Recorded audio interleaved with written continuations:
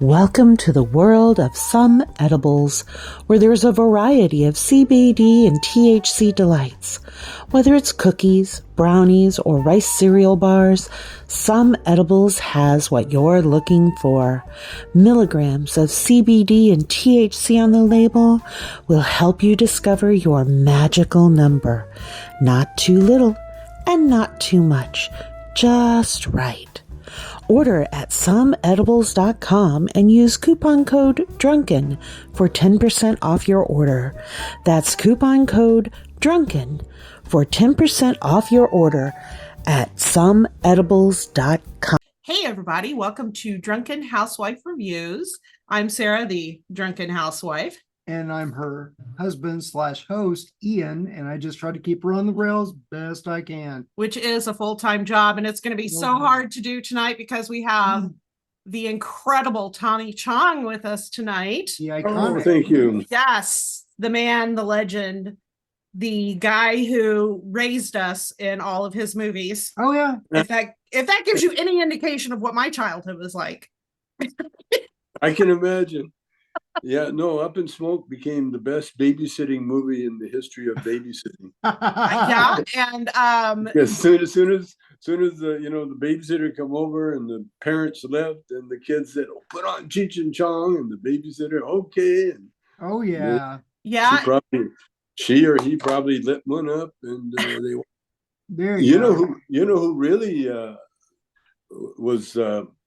Grateful for Cheech and Chong with the drive-in movie theater operators. Oh yeah, yes. Yeah. They had a field day with us because they could show us a midnight showing, and one time we went the drive-in association, sort of honored us, because they were telling us that thanks to our movies, they bought new homes, they bought new cars. That's awesome. Oh, and they capitalized. I can only imagine what they made in concession sales as well. Oh, easy. Because all of that for sure. I mean, I'm not gonna lie, popcorn is one of my favorite snacks, and if I'd been at a midnight showing of one of your shows and lived in a state where I could get away with it. Well, anything. Yeah. When you're high. I know. Unfortunately, we live in Indiana where it's illegal to do everything, I think, at this point. Yeah. I'm pretty sure you can't fart on Sundays. I'm not for sure. I'll have to check the books. Yeah, that's Indiana. Yeah. Yeah. And it's kind of ironic, because Indiana obviously refers to Indians. It's like Indian land, and they were the first ones to be smoking the cannabis. Exactly. All the indigenous people smoked up long before anybody else did. Yeah. But if you don't mind, I'm going to light up. You go right ahead, because there's an edible going on here. So we were expecting that. I hope so. Yeah, edibles and tequila, so I'm all set. You're the Drunken Housewife. Right? I'm the Drunken Housewife. I can't smoke because it bugs my asthma and my COVID lung that I'm still dealing with. But edibles, thank God you can still drink. Yeah, thank God. If I couldn't drink tequila, then Did you say you also did the edible as well? I had later. No, one of those peanut butter balls that we have. Oh, well, that's CBD. Well, CBD, but because we can't get the good stuff. Edible. We can't get the good stuff here. Which CBD is good. CBD, it won't get you high, but it'll get you healthy. And we are so happy that now in Indiana they're recognizing CBD is medicine. Yeah, we're happy too, because that's our biggest seller on our product line, the CBD line. I can only imagine. We're killing it with that, man. Oh man, because I know I have pain issues, and really? Yeah, I one side of my body is completely numb. The other side of my body has like pain issues. I'm this weird little puzzle. And he kept begging me to try CBD oil. And I'm like, it's not going to work. It's not going to work. It's not going to work. And finally he was like, just try it. If it doesn't work, then I'll shut up. And I tried it. And it was night and day. It was night and day. It was amazing. I could sleep, which I was having issues with because I couldn't find a position comfortable enough to sleep in because of pain. Yeah.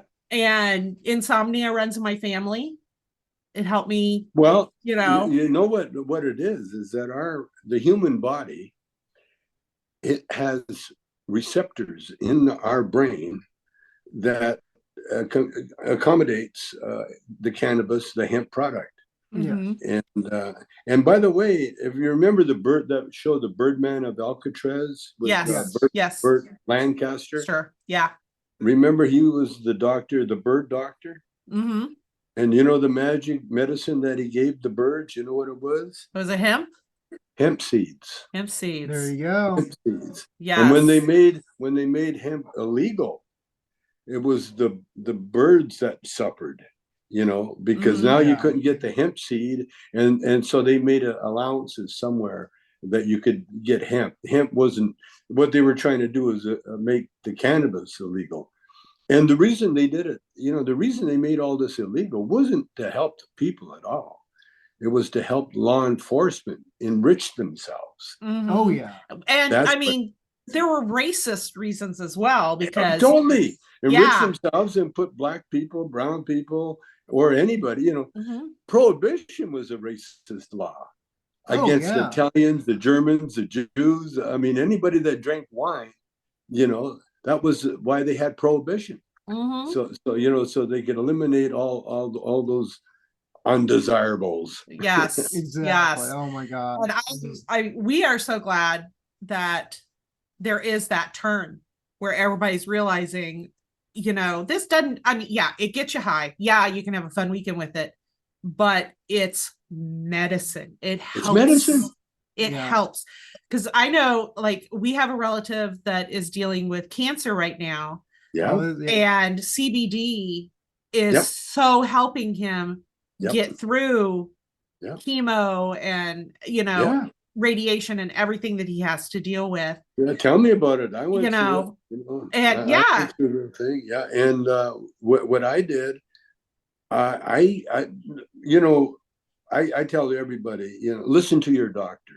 You know, if your doctor says that you need these hard, heavy drugs, and you do them, you listen to the doctor. But what the CBD really helped me was getting off those bad drugs. And the reason it did that was that CBD, any cannabis product, works directly to the brain. And they did a very interesting study that they were trying to poo-poo it, but the way the study came out, it just proved beyond any reasonable doubt that this is a miracle plant. It is. And what they found out was that with the placebo test, they found out that marijuana did little, if anything, to alleviate pain. Because the same people, if they told them they were doing marijuana and they gave them a placebo, it had the same effect. In other words, they couldn't detect any chemical substance in their test. And so the placebo is really, you know, something that's harmless, but and it doesn't show up on the charts, you see. And so what they found out was that cannabis has this incredible healing properties without using any kind of chemical. What it does, it brings a message, because I look at it this way spiritually, that cannabis is a gift from God. And therefore, God has been telling us in the Bible, you know, ancient scriptures since the beginning of man, that cannabis is good. It works. It helps. In the Bible, they call it canna. And that was that's what, you know, the bees. I don't know if you remember the Bible story about Samson. And he got a lot of his power, you know, because they didn't cut his hair. You know, his hair. They thought Yeah. the hair had power. It was a power of God, and God gave the humans this great, or the creatures on Earth, this great medicine. And like the test proved, it wasn't any chemical in the plant. It's a fact that it's directly from God. So it's a God's way of communicating with us. You see, just like music is a way of God communicates with us through music, or any of the arts. Yes. You know, any of the arts. Yes. It's all God inspired. And because God created everything, especially the art, and so when you look at good art, or when you hear good music, you're really hearing the voice of God. Yeah. Talking about art, we should talk to him to get on some of his movies. Color Out of Space. Oh yeah, we want to talk about, because that was very underrated. It kind of flew under the radar. It did. And I absolutely, but I have to tell you one thing. When they started talking about your character, as in the guy that was squatting on the land or something like that, I'm like, it's going to be the old hippie dude that knows everything. Always and listen. That's what it was. And that's what it was. And then I saw, I'm like, this is going to be epic. Wasn't it freaky though? It was. I mean, it was visually stunning. It was, the pandemic came. Yeah. And that movie came out.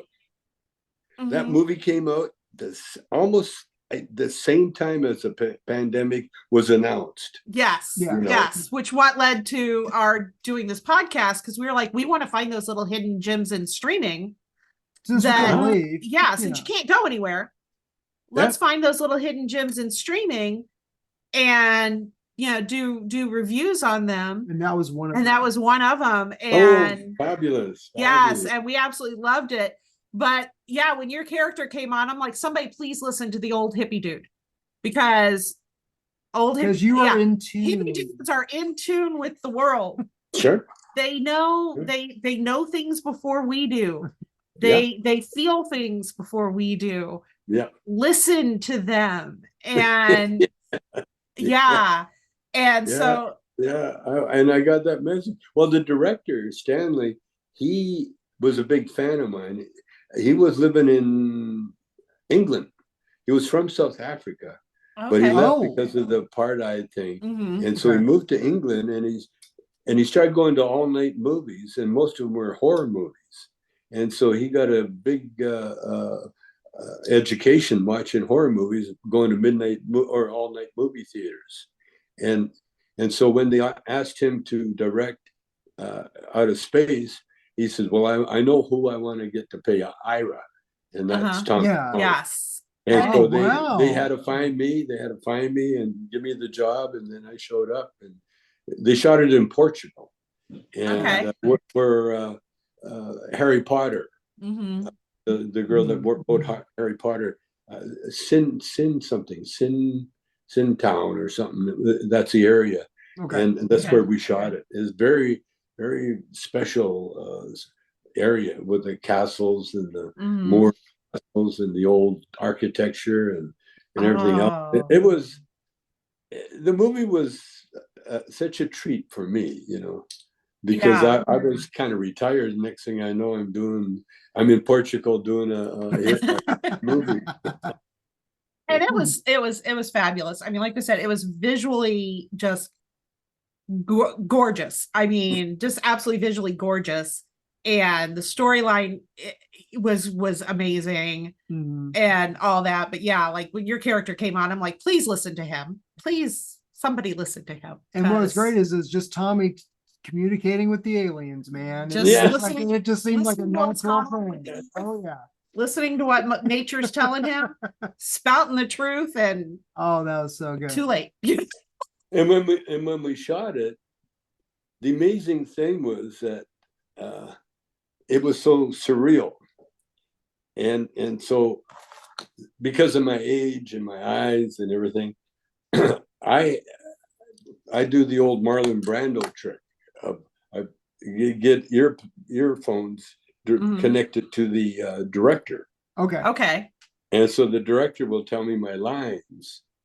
Okay. Oh. Okay. And so that's what Stanley and I did. And I could, so he was giving me verbatim lines. There was no ad-libbing or any freewheeling there. It Yeah. was character had to say these certain lines. And it was like the story said, I was listening to these people. Well, the director became one of those people. There you Yeah. And Definitely. so Definitely. it all worked into that whole freaky movie, man. Yeah. It's Because funny. yeah, because I know it's one that like we watched it, fell in love with it, watched it again, fell more in love with it. like multiple viewings. And yeah, like 3 or 4 viewings. And it's like every time there was Yeah, this just something else. one other little nugget, Oh, this yeah. one other little, Yeah. you know, oh, I missed that the first time. Oh, I missed that, you know, the last, and it's like about, I think like 4 or 5 viewings, and we're still finding little gems, little bits Yeah. that we yeah. kept missing. And I love movies like that. I Yeah. love Well, movies like that. my whole being here has been a special event. You know, I it was, as soon as I could remember anything, my life was just unfolding like a movie, you know, and it was a very exciting movie right from my first memories. And I can remember way back, you know, and we were hippies, you know. My dad was Chinese, my mother was half Scotch, Irish, and 20% Native. Okay. Oh, wow. Okay. Probably Ojibwe. And so this whole land freaky thing, and then I come out, and I have an older brother, 3 years older than me, and so he was the little man of the family, and I was like this little angel, you know, that came out because I was there, but I wasn't attached to anything, you know. And my mother got TB right after I was born, and so she ended up in the hospital.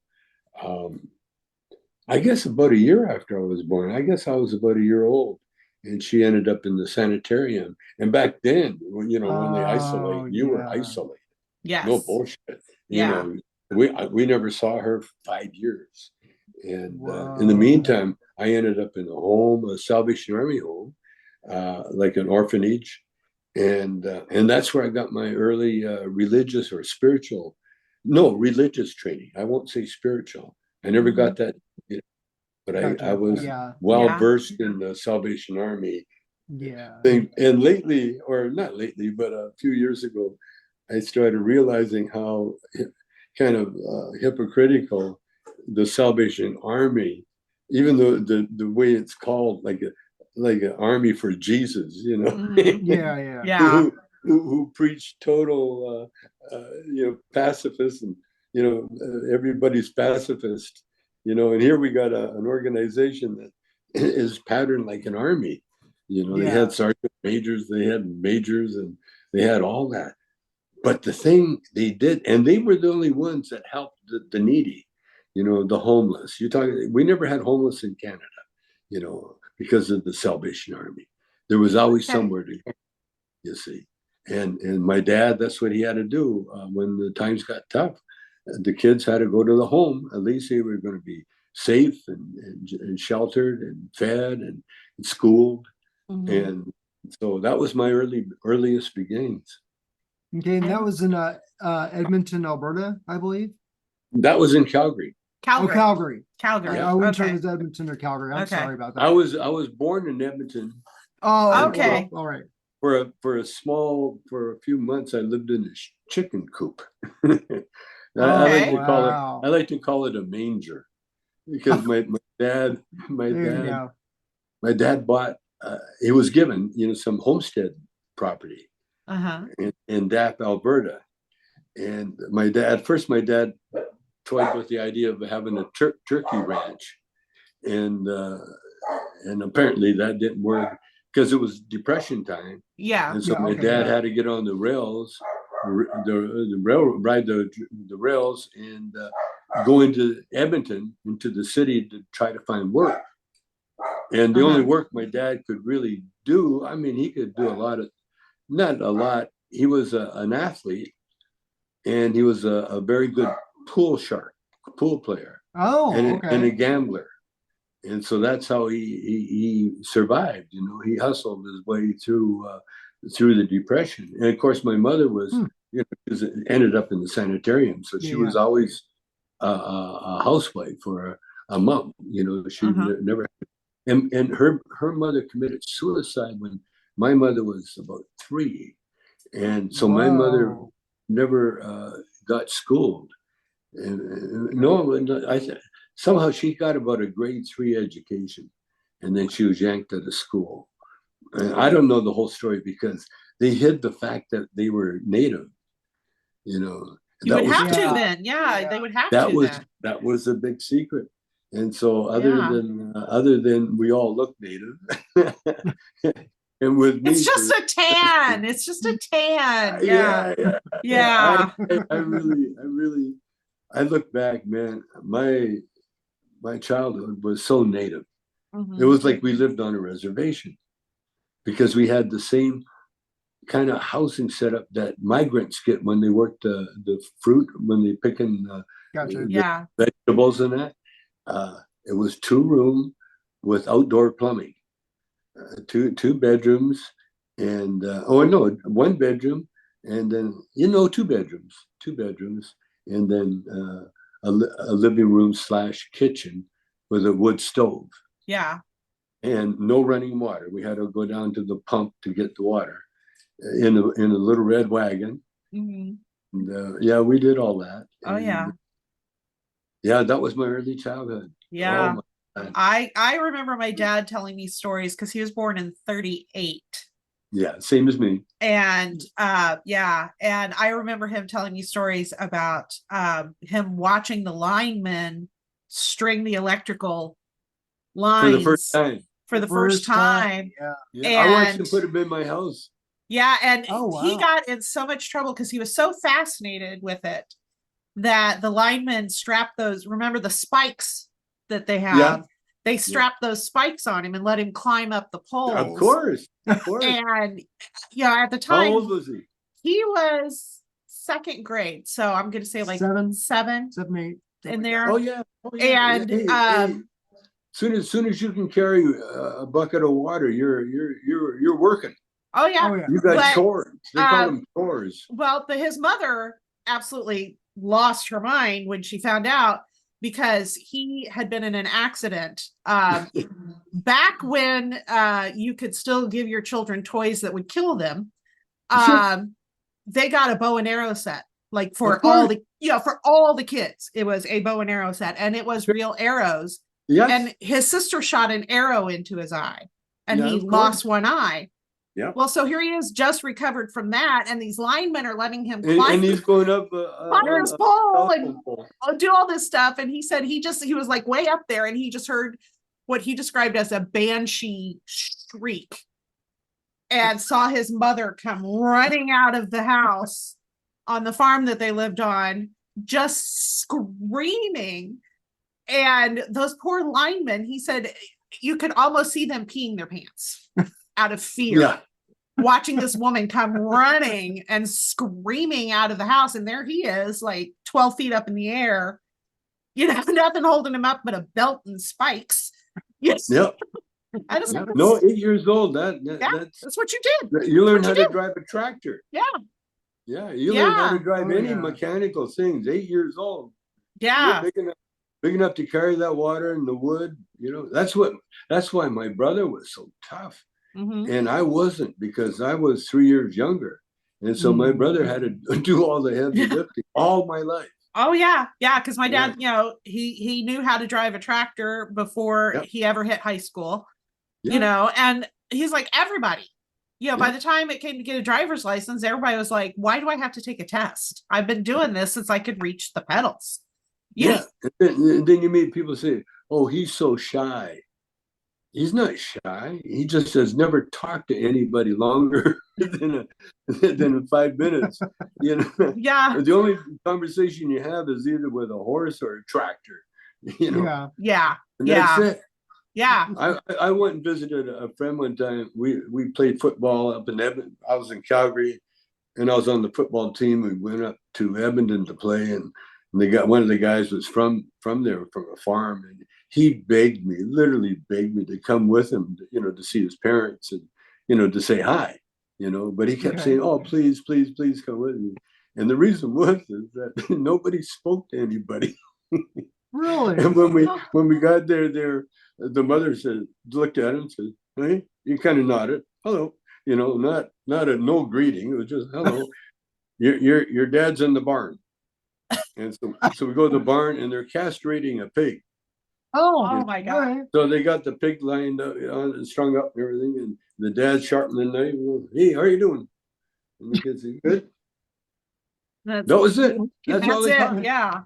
And then later that day, the kid said to me, "Do you want to see the girl?" And I looked at him. The girl, he said, "Yeah." The girl that works in the store a couple of miles down the road. If you're lucky, she'll come out. If you're there buying something, she'll come out. If you're lucky. If you're lucky. If you're lucky. The one And girl. so we went there. And the girl didn't, but the mother was out staring at us, because it was the kind of She knew. She knew. The kind of stores that had racks of comic books. You could buy your comic book off the rack. Yeah. But people would also steal them off the rack. And so whenever young kids come in, the store owner would just be like a cop, detective watching, just staring at us. So we're there trying to fake it, waiting for the girl to come out. And she came out just for a second, and we're waiting for her. But that was your life. You could go weeks without seeing a girl, if not months. Yeah. So when you realize some of those Trumpies, some of those weirdos, that's the life they've had. They've never been exposed, and then they get all this misinformation that fits their mindset. Mm-hmm. And there you go. But I came to grips with everything because I realized, I've been doing my spiritual studies, and I haven't stopped. And I come across this thing. It's a commandment that says, "Judge not." Yes. Judge. Yeah, definitely. Yes. I've been fixated on that thing because it has the meaning is so deep. Mm-hmm. It's so deep that it applies to everything. Yes. Not just your neighbors, not just your life. It applies to everything. Don't judge, but don't judge. Enjoy and be educated. Yes. Yeah. Because that's the scene. That's what you want to do. You don't say that's bad, that's good, that's whatever. It is. It just is. And then the question is, what is it? And then you study. And then if you do that, then you realize there's a place for everything in this universe. Yes, there is. There is. Yes. And it's your job to learn as much as you can while you're here. Yes. Oh, definitely. Definitely. If you stop learning, you really, in my viewpoint, if you stop, you stagnate.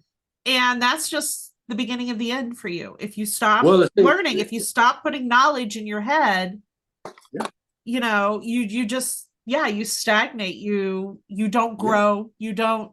Well, you can learn from limit your experiences. You can learn from knowledge and whatnot, and it's a constant process. Yeah. No, what I learned is that you only learn from your mistakes. Exactly. I've learned a lot. That's why there are so many mistakes constantly. Yes. I love it. I love it when people say on the news, I don't want this to happen to anybody else. as if saying that is going to make make it That's happen. true. Yeah. It's gonna you have happen to be- somebody. Yeah. It's gonna. But I It's mean, gonna. you have It's to make gonna. a That's why mistake. we're here. Yeah. We're here to make mistakes. Exactly. And then every mistake, you got to learn from them. Exactly. And then we have and if you warnings don't on learn- shampoo bottles, you know, external use only, because somebody somewhere drank it, you know. Yeah. Oh, yeah. And it's a mistake. Yeah. And it was a mistake. It's the mistakes that get you that get you where you're going. Yeah. You know. Yeah. Exactly. Oh, I don't know how many times I was, especially on stage, you know, when we're performing, you know, I would say something thinking I was going to get a response, or not even thinking that I would get any response. Yeah. Mhm. And it's like I discovered electricity, you know. Yeah. I know some of the What did I say? Yeah. some of the most amazing or funniest scenes in movie, TV, whatever, have been mistakes. Yeah. Have been things that were not planned at all, but once it happened, thank God the director was like, "Oh my God, that is gold." Well, check this Put out. it in there. Yeah. Check this out. I was doing my computer. You know, I'm constantly writing, Mhm. and I'm constantly writing like a guy in poverty. You know, when you grow up poor, you develop these sort of habits. You know, like I save rubber bands, for instance. It's just a habit. Yeah. It started when I was a kid. If you saw a rubber band, especially rubber, you can always make a slingshot, or you know. Oh, you sure. can do a Did lot you of say, things yeah, did you with say that with aluminum it. foil too? No. My No. grandmother, because she was Yes. born in 1910, so she went through the Depression, World War Yeah. II, all of it. Oh, you And- guys use stuff. Yeah, You twist can- ties, especially- aluminum foil, bread bags. Yeah, especially Um, if you got a wood stove, you know, that kind of thing. Well, that's what we did. We had a wood stove, so I couldn't walk by a construction site without bringing every piece of wood I could find, and that's how I got into Mhm. cars, because I'd sit by the fire, and there's a big pile of kindling in there, and I find a knife, and the rule was when I cut myself, I had to stop. It's a, That was it's a good Hmm? rule, you know. Yeah. Yeah. No, that Zootopia. it's poverty. We're living in a world where you're supposed to make mistakes, and you never worry about whether you learn from them or not. But you know why you don't worry about that? Because then you wouldn't do it. The reason is that you don't worry because we live in a world that has no beginning and no end. We live in eternity. And we are, because of the nature of who we are, we're very special creatures, very special. And we're so special that each of us is an individual. There's nobody in this universe that is exactly like you or myself. Nobody in this entire universe. And I'm not just talking Earth, I'm talking the universe. Yeah. Yes. That's how unique we are. And so you wrap your head around that we're eternal beings. In other words, we will always be here in one form or another. Yeah. Because we are basically energy. That's what we are. Yeah. But with God, we have intelligence to go with that energy. It's just not mindless energy. It has like the gravity in the physical world. That's equal to everybody. There's gravity, and that's what makes energy. What is energy? Positive and negative meeting. Yeah. And that conflict creates energy. And so we always need positive and we always need negative. And so when you look at, say, the spiritual world, you got the positive, and they're like, because they're so pure and high, you know, they raise up. And you got the negative, and you know, bring me down. And so you can get so far down that it can get beyond scary. and Yes. spooky. It can get Yes. really, really nasty, nasty, nasty. But the opposite is true. And you can't be in the two places at the same time. So we as humans, we have to make a choice. And that's what we're doing while we're living here. Yeah.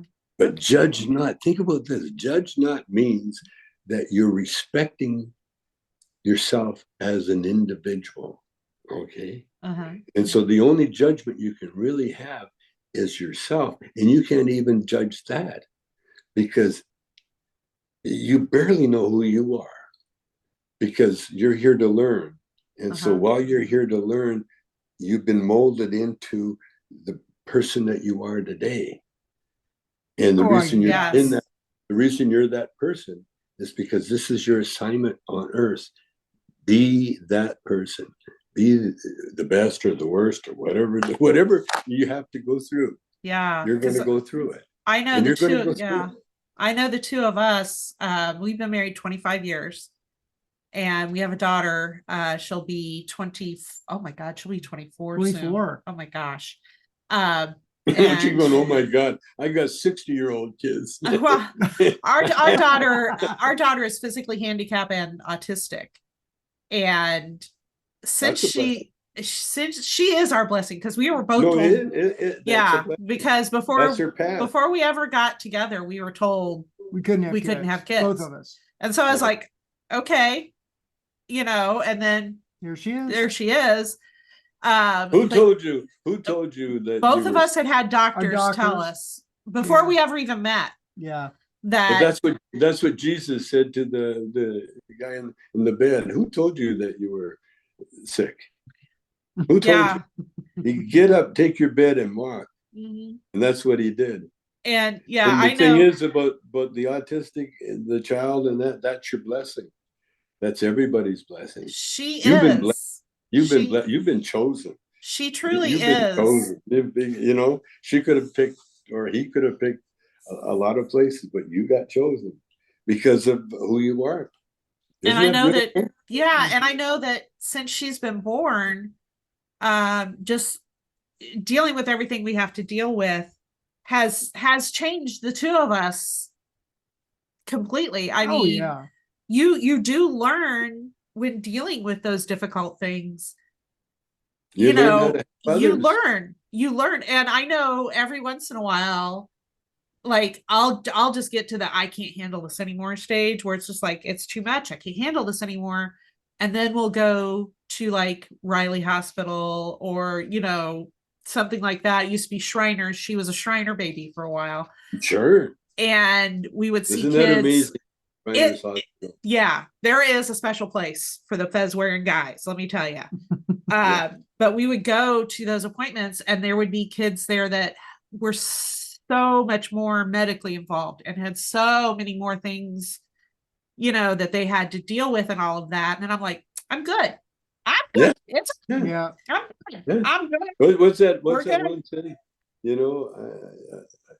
I felt bad because I had no shoes until I saw someone that had no feet. Yeah. Exactly. And it's like every once in a while the universe circles around and is like, wait a minute. You think you got it bad. Yeah, it gives you a little wake-up call. Chill out here, Chico. Let me show you something. But you realize how close you are to God. And you're so close. And she, I mean, the one thing that everybody does say about her is that she's joy. She's joy. And it's true. I mean, I'm constantly telling him, it's like, I love hearing her laugh. I love when we just get her absolutely tickled and she's laughing. And I absolutely, and we still are watching kids movies because that's her level. So, Disney, Pixar, DreamWorks, where you come in. Oh, yeah. I've been having so much fun with my granddaughter because my son and his wife had this gorgeous little Kira, and she's my wife, and and she's the love of our life. Almost 3, 2.5, 2 and 3 that's a good age. That is a good age. Oh my God! Oh, she's so much fun. And then my son, he married a woman that had 2 daughters, and he's got a little 8-year-old and a little, I guess she's 17, and they're from Indonesia. They're from not Bali, Jakarta. Okay. And so we got this mixed family. And my other son, my grandson, actually, Ray Don's son, Morgan, he had a couple of babies. He married a Chinese girl. And so we got the Chinese back in there strong. Harper, oh man, we got such a United Nations. I was just ready to say, you're like your own little walking United Nations, your own little, Oh, we are. Your own little melting pot right there in the Chong family. Yeah. Our get-togethers are legendary. But I was going to tell you. Yes. When I was writing, I was trying to write something, and then all of a sudden this voice came on my iPad. Says, you just talk. I will write for you. Just say what you want to put down. And I looked at the iPad. Are you talking to me? And it was. And so I got a spiritual book beside me. This guy here. It's called The Master Speaks. It's a book by Joel S. Goldsmith. Okay. And he was a healer, and I got turned on to this book quite a few years ago. And so I took the book and I just thumbed it and opened it up at random. Because I asked the book, I said, okay, who was that was speaking? So I thumbed the book, opened it up, and the answer was, it was the Holy Ghost. Father, Son, and the Holy Ghost. Yes. That's the Holy Ghost. Now that has been my companion all my life. And we communicate, obviously. We communicate, and really that's a connection. That the only reason that I'm talking to you right now is because I just listened to everything I was told to do, and here we are. Yeah. Right. And there's just nothing but great adventures ahead. Oh yeah. I mean, I personally feel like we're not done hearing from you. I see you as somebody who still has a lot to teach the world, who still has a lot to say. Who still has a lot to really fight for, and to share, to share. It's not so much to convince. The best way to convince anybody is by example. Yes. That's the best way. Yes. That's the best way. That's why these movie stars and athletes are getting so much trouble. Because I figure that. Yes. Yeah. Because they go for the gold ring right away. They don't shop around. They go right, for the glitter. They go right for the glitter. Some of them do. And there you go. See, I had been preaching to myself, judge not. And what did I do? I just turned around and judged.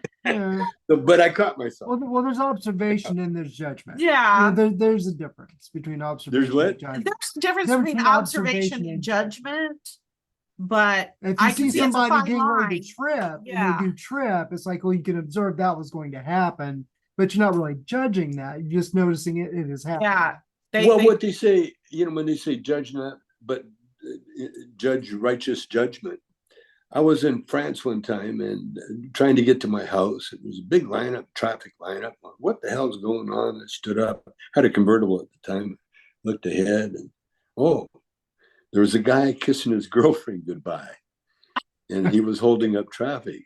And this is in Paris. And so all the French understand immediately, l'amour. Stop. So we just wait. Let him do it. Let him do it. Take back, play the radio, whatever. Wait until they finish their thing. And so that's a kind of adjustments, because you can do that all over the world. I've been traveling all over the world. And I bring myself, I bring that Because my aim in life now is to find a really comfortable, interesting place to sit. You know. Okay. Yeah. I get Yeah. Yeah. No matter where I go. If I go to an art gallery, I don't have to see everything. I just find my favorite and a place to sit. And I'll sit there because I'm at that sitting age now. Yes. Okay? Oh, sure. Yeah. I'll sit there and I'll enjoy the one piece of art. There was a Gauguin carving in Toronto one time, and I when I was doing stand up, I was there for a week. Every day I would go to the art gallery and sit in front of that Gauguin carving and just sit there and stare at it and you know just enjoy the freedom of being able to do something like sitting in front of a piece of art every day for a week.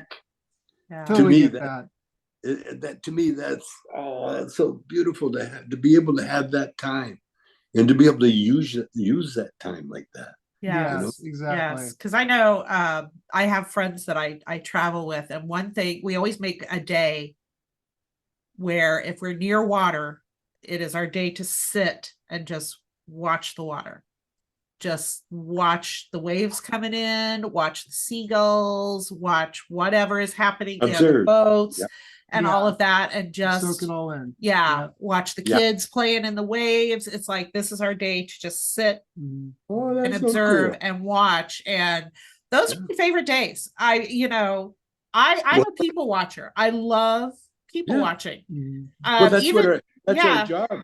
You know, biblically speaking, that's what, when they wrote, you know, our job was to behold the glories of the universe, behold the richness of the heavens, behold. And when I remember coming out of Sunday school one time in Alberta, you know, and we're in the country, so when at night, at cold night, the stars would almost come down right down to your right in front of you, and would be so sharp. You could visually see everything, comments. There's so much going on in the heavens. Oh yeah. And coming out of Sunday school, and I remember the lesson being taught. You know, God is everywhere. He's everywhere. And you're a kid, and I'm thinking, oh, God's everywhere. Where is he? Is he around here? What would I do if God came out of the bushes and, hey, I'm God, you know? And then when I said to myself, where is God? Where are you? And I felt my head being just tilted up to the heavens. And so I got my answer. And I was, 7, 8 years old? Yeah. You know, I got the answer. It was given to me. And from then on, you know, my life has been ordained, basically. Yeah. You know, I just go from one experience to another experience, and each one gets better as we go. And it has absolutely nothing to do with money. No, it does not. Because I know with our daughter, she does Special Olympics bowling. Yeah. And one of the things that we enjoy, we are the coaches for the team. Oh, that's so much fun. And it's great because seriously, you're in this bowling alley full of all these bowlers who all have different their own unique needs. Yeah. But they all are just so full of joy. And that it costs us nothing to do this. You know, but they're all coming up to you, they're all coming up to you, giving you hugs and high fives, and and we're like saying, "Hey, good job!" This and just right and everybody's just so much having fun. And watching them encourage each other, is amazing. That's a big thing. Isn't that sweet? It's so much fun. Or they protect each other too. Yeah. But they and I'm not gonna lie, they do a little bit of trash talking. You know, it's like, oh yeah, right, you're gonna get a strike. Sure. It is funny to watch them trash talk. That's fun. Yeah. And then the other person's like, oh, I'll get it, you know. I've got a little niece. My sister's daughter was born with a problem. And we used to take her on the road with us all the time because she was a good companion to our sons growing up. But now she's got more medals, the Special Olympics. Oh yeah. And she got them mainly from weightlifting. And, really? Wow. She's a little bodybuilder. Wow. The power lifter and everything. And I got pictures of her with the medals around her neck. It's so cute. Wow. And I got my other little grandson. She gave him some of the medals to put around his neck so he can pose for a picture. But she's got a big stash of them. Yeah. I know we did that with Maddie for her senior pictures. I was like, I want that Olympic medal spread, that they do across the chest. I want that, and her posing with her bowling ball and all these medals. I don't want even all of them, but there she is. And what I love is the look on her face in that picture. She's like, yep. So proud. I earned all these. These are mine. Yeah. Now Dad helped a little with holding the ramp, but she's the star. Yeah, because she has a when you're in a wheelchair, they have ramps that come right up to you, so you can just push the ball down the ramp. And and a lot of people are like, "Oh, that makes it easy." It's like, no, because once that ball is off that ramp, it's good. Yeah, you can't. Except I'm fully convinced that I can mentally, make it to a strike. And I'm always like. What you really do is you can it's going to be a strike regardless of you doing it or not. So what it is that you can because that's what it is. We do have that power. It's the power of love. See, the power of love it created the universe. I mean that's what the spiritual world is. It's just love. There's nothing else in there but love. That's why it's so small. It's the opposite of everything. It's really nothing. When you go to the spiritual world, you actually go so small that you are in because that's what the world. When you fill it up with nothing but love, because love is a feeling. It's all a feeling. So the universe, heaven is really a feeling. That's all it is. It's how you feel. And when you think about it, which is true, when you think about it, you can control that. And that's what you can do with pain too, by the way. If you fill your heart and your mind with God, all sorts of God, scriptures from the Bible, anything that talks about God, that is God, art, music, anything that you will find there's no room for pain. You will find that God fills everything. And that's what that's it's not a chemical. It's not a chemical. It's a feeling. And it's a feeling that you get when you see something beautiful, or when you see a new baby, or when you see couples in love, or when you see anything that's just pure beauty. That's God in action. And so for pain relief, that's what Paul, the apostle, he does the thing he called praying without ceasing. In other words, his mind was just totally on God, nothing else but God, day, night. And he got beheaded. because belief and everything else, but you can bet your boots that because he was with God, he ascended and he evolved, and you couldn't be any happier. And that's where we're at. It's the knowledge. Yes. And that's where knowledge comes. You know how they say truth will set you free? Yes. Well, that's the truth. See, that's the truth. Yeah. Well, I think that might be where it's getting to be about that. Yeah, they told us with you. So we want to respect that. So seriously, I was like, I could seriously. Oh, we can talk all night. Don't get me wrong. You and a bowl. Oh my God. And a day. And just because you put me down on your sit and look at me for a yes day. Yes let's make a date where you, me, a bowl, the beach, Yeah, yeah, we can make that And happen. then that's all we need. And then that's all I need. You know, I'll bring snacks. We won't be judging anymore. We'll just Exactly. get everything there. And I'll bring snacks. You bring the bowl. Okay. And some comfy chairs on the beach. That sounds like an absolutely amazing day to me. The older I get, the more I'm like, that's all I need. That's all I need. You know? When I was in jail, when the old prisoners left, you know what they would leave the other guy? Their little square of sponge, you know? Oh, okay. Because everything in prison is a hard chair, you know, it's hard. And so they would get these little sponge squares they would carry under their arm wherever they went. So they'd always have a soft place to sit. And so when they left, they handed me their sponge. And boy, I used it too, man. You know, anybody that's going to offer you something to make your life a little more comfortable, take it. I mean, take it.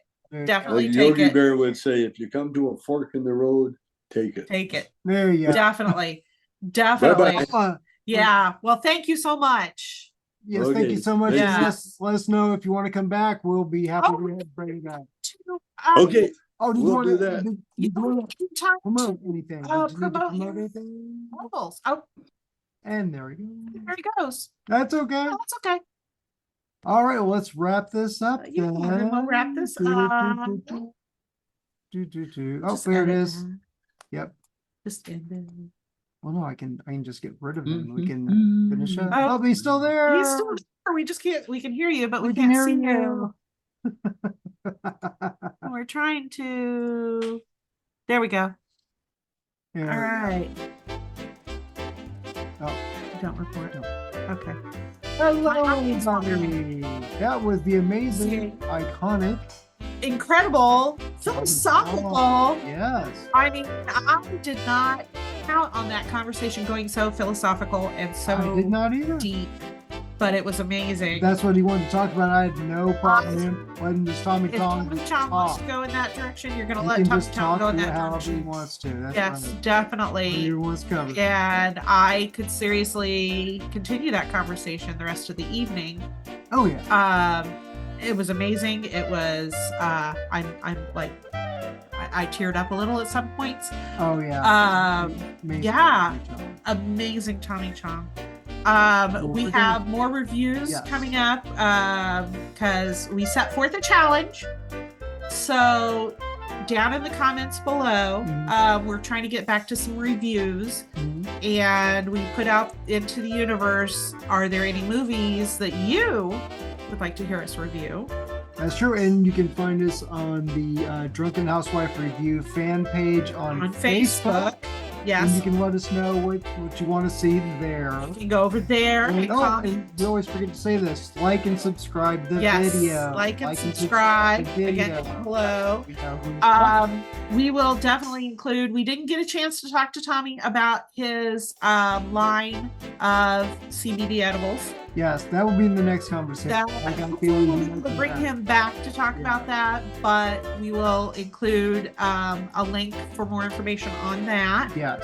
But yeah, so if you have, and it can be, if you have any movies that you want us to review, past or present, it doesn't matter how old the movie is. I love old movies. You know, let us know down below, or go to our Facebook page, Drunken Housewife Reviews. You got it. And let us know.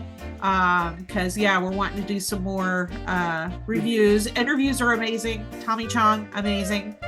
But yeah, we're trying to do some go in depth into favorites. Yeah. So just let us know, and we'll be back with more as soon as we got it all lined up. So later on. Catch you later.